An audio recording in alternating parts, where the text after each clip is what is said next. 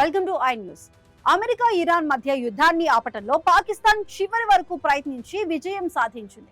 రెండు దేశాల మధ్య 14 రోజుల కాల్పుల విరమణ ఒప్పందం కుదిర్చిన క్రమంలో అంతర్జాతీయంగా పాకిస్తాన్ పరపతి ఒక్కసారిగా పెరిగింది. అంతర్జాతీయంగా పాకిస్తాన్ పరపతి పెరగటం భవిష్యత్తులో భారతదేశానికి దౌత్యపరంగా నష్టదాయకంగా భావిస్తున్నారు. రష్యా ఉక్రెయిన్ యుద్ధంతో పాటు అనేక సందర్భాల్లో భారత్ మధ్యవర్తిత్వపు ప్రయత్నాలు చేసింది.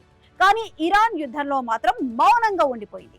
ఆ ఛాన్స్ ఇప్పుడు పాకిస్తాన్ కొట్టేసింది. అమెరికా ఇరాన్ దేశాల మధ్య 2 వారాల కాల్పుల విరమణకు అంగీకారం కుదరడం పాకిస్తాన్ సాధించిన ఘన విజయంగా అంతర్జాతీయ మీడియా కీర్తిస్తోంది. యుద్ధం మొదలైనప్పటి నుంచి పాకిస్తాన్ ఎడతెగని ప్రయత్నాలు చేసిందని, దీని ఫలితంగానే కాల్పుల విరమణ సాధ్యమైందని పేర్కొంటున్నాయి. కాల్పుల విరమణకు సంబంధించి అమెరికా అధ్యక్షుడు డొనాల్డ్ ట్రంప్ చేసిన ప్రకటనలో కూడా పాకిస్తాన్ పేరు, ఆ దేశ నాయకుల పేర్లను ప్రస్తావించడం ఆ దేశ పరపతిని బాగా పెంచింది.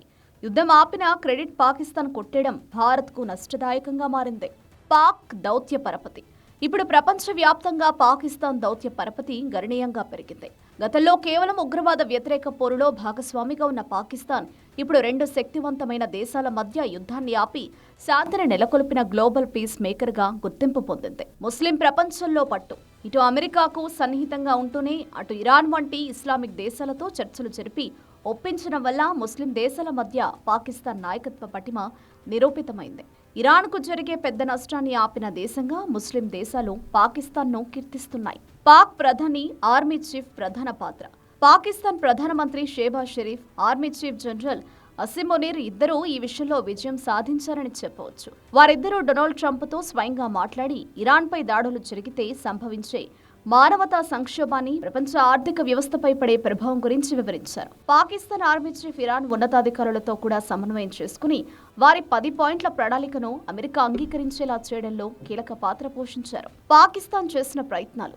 ఈ యుద్ధం పశ్చిమాసియాకే పరిమితం కాకుండా దక్షిణ ఆసియాకు కూడా వ్యాపిస్తుందని, దీనివల్ల తమ దేశం కూడా ఇబ్బందులు ఎదుర్కొంటుందని అమెరికాకు పాకిస్తాన్ వివరించింది. తమ ఇంటెలిజెన్స్, విదేశీ వ్యవహారాల శాఖల ద్వారా 2 దేశాల మధ్య రహస్యంగా సంప్రదింపులు జరిపింది.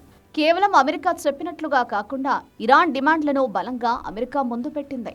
ఇస్లామాబాద్ను వేదికతో గౌరవం. అమెరికా లేదా ఇరాన్ దేశాల్లో కాకుండా 3వ దేశంలో చర్చలు జరపడం వల్ల ఇద్దరికీ గౌరవప్రదంగా ఉంటుంది. అది కీలకమైన చర్చలకు ఇస్లామాబాద్ వేదిక కావడం పాక్ గౌరవాన్ని పెంచింది. ఇరాన్కు పాకిస్తాన్ పొరుగు దేశం కావడం వల్ల ప్రయాణపరంగా, భద్రత పరంగా ఇరాన్ ప్రతినిధులకు ఇది సౌకర్యంగా ఉంటుంది. పాకిస్తాన్ సైన్యంతో అమెరికాకు పాత సంబంధాలు ఉండడం వల్ల అక్కడ చర్చలు జరపడానికి అమెరికా కూడా సుముఖత వ్యక్తం చేసింది. భారత్కు దౌత్యపరమైన సవాళ్లు. పాకిస్తాన్కు పరపతి పెరగడం భారత్కు భవిష్యత్తులో దౌత్యపరమైన సవాళ్లు తెచ్చే అవకాశం ఉందని విదేశీ వ్యవహారాల నిపుణులు అభిప్రాయపడుతున్నారు. అగ్రరాజ్యంతో సామీప్యం. ట్రంప్ ప్రభుత్వంతో పాకిస్తాన్ నేరుగా చర్చలు జరిపి విజయం సాధించడం వల్ల అమెరికా విదేశాంగ విధానంలో పాకిస్తాన్కు మళ్లీ ప్రాధాన్యత పెరిగే అవకాశం ఉంది. ఇది భారత్ అమెరికా రక్షణ మరియు వ్యూహాత్మక బంధంపై ఒత్తిడి తీసుకురావచ్చు. ముస్లిం దేశాలపై పట్టు.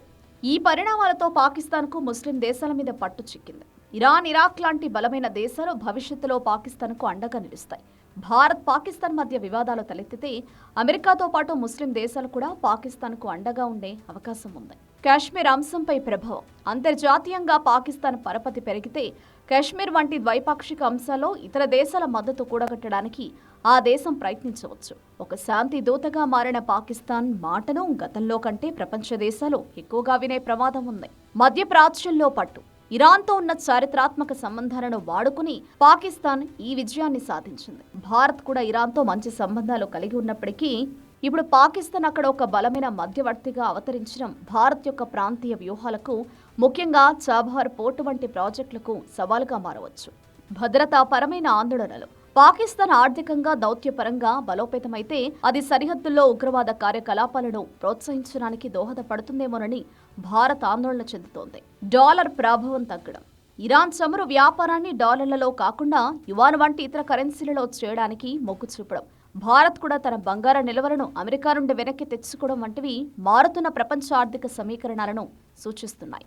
అయితే దీనిని పూర్తిగా భారత్కు నష్టంగా భావించలేము. భారత్ ఇప్పటికే ప్రపంచంలో 5వ అతిపెద్ద ఆర్థిక వ్యవస్థగా G20 వంటి వేదికల ద్వారా తనకంటూ ఒక ప్రత్యేక స్థానాన్ని ఏర్పరచుకుంది. భారత్ ఇప్పటికీ ఇరాన్ నుండి భారతీయులు సురక్షితంగా బయటకు రావాలని అడ్వైజరీ జారీ చేసింది. పాకిస్తాన్ కేవలం ఒక సంక్షోభంలో మధ్యవర్తిగా ఉంటే భారత్ అభివృద్ధి మరియు స్థిరత్వం కలిగిన భాగస్వామిగా ప్రపంచానికి కనిపిస్తోంది. పాకిస్తాన్ పరపతి పెరగడం భారత్కు తక్షణ దౌత్యపరమైన ఒత్తిడిని కలిగించవచ్చు. కానీ దీర్ఘకాలంలో భారత్ తన ఆర్థిక మరియు వ్యూహాత్మక బలాన్ని బట్టి ఈ సవాళ్లను అధిగమించగలదు.